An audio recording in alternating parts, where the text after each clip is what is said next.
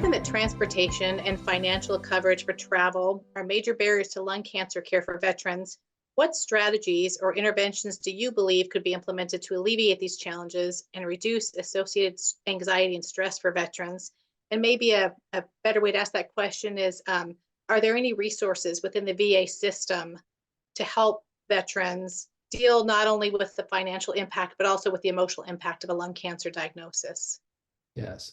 So there are certainly some resources. So some veterans are eligible for travel pay based on their distance and some other factors that I'm not an expert in, so I won't try to enunciate those. But there can be other resources. Sometimes the American Cancer Society will have travel funds. There is a volunteer service at most VA hospitals, and sometimes they have funds. The way to access all those different options is generally through a patient navigator. That might be a social worker at a particular VA hospital. Talk to your provider or the provider's team about any barriers that you're experiencing around transportation or other barriers, but transportation, and they can redirect you to the appropriate person on the team who would be able to discuss that with the veteran. There is another approach that VA is taking for transportation is that question implies that the veteran has to travel to the care. And what VA is doing is bringing the care to the veteran.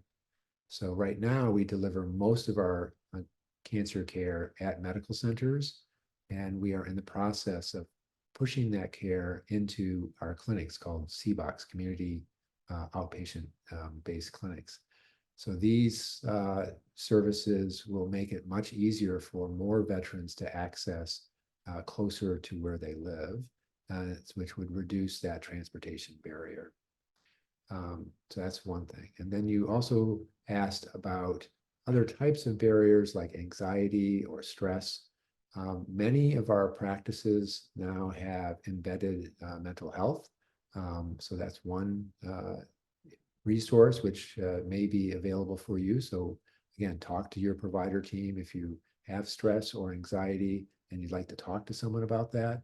It should not be a stigma to have a discussion with someone about any of the thoughts that you're having or reactions to the diagnosis. There's big decisions that have to be made. It's understandable that you might want to talk to someone. And so we do provide that service, and these are professional mental health people, but there's also a palliative care team at every medical center.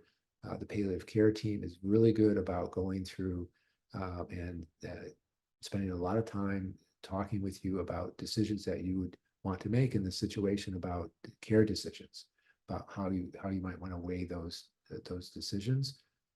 So that can also be a resource for veterans. So my activation tip in this area is, if you have a concern or a barrier, please talk to your care team. There are many resources that VA has that will try to address any challenge that you're facing.